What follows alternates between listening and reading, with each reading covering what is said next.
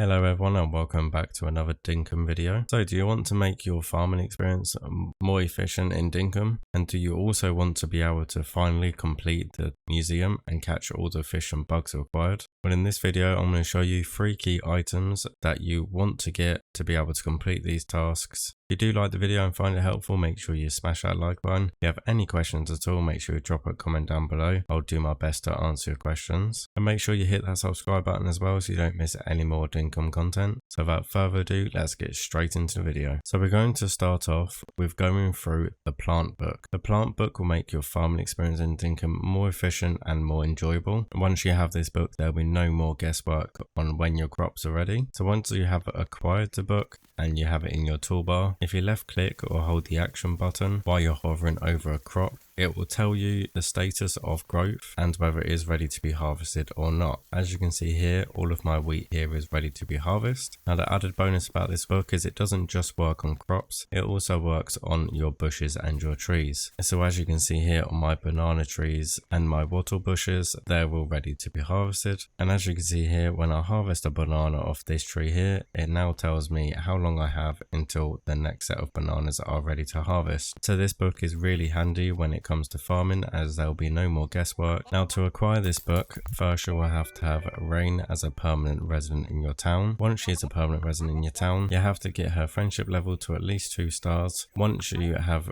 reached the 2-star mark, as you can see, Rain will give you this book as a gift, so it's definitely worth getting and you can get it quite early on as well. Now next we have 2 separate books, but they work in the exact same way and they also acquired by fulfilling the same requirements. So I like to call them a 2-in-1 book, and they will be the fish book and the bug book. Now these books will help you completing your museum, and it also helps you if you have any requests from the NPCs of when they require you to catch a bug or a fish. These books will come in really handy. So what these books do is if you put them in your toolbar just like the plant book, and if you hold down left click or the action button, as you travel around the map, whether you are just walking around the land in different biomes or whether you are walking along rivers or in the ocean, as you can see here on screen, when we're walking past the bugs, it will tell you what bugs they are and how much they are worth. Now if you come across a bug or a fish that you haven't captured yet and it's not part of your collection, as you can see here, it will come up with question marks to show that it is unknown. So this is really handy to help you find what fish or bugs you are missing in the museum. And as I said, this is really handy when you're trying to find the bugs or fish that are requested by NPCs. There's no more just collecting random bugs and fish you see, hoping it's the right one. You can just get the books out and you can just walk around until you find the one that you're looking for. Now to acquire these books, you have to do a little bit more hard work than you do with the plant book. You first have to have Theodore as a permanent resident in your town, giving you access to museum, which hopefully if you're watching this video you've already done that. And then these books can be purchased from Theodore, but first you have to donate a combined number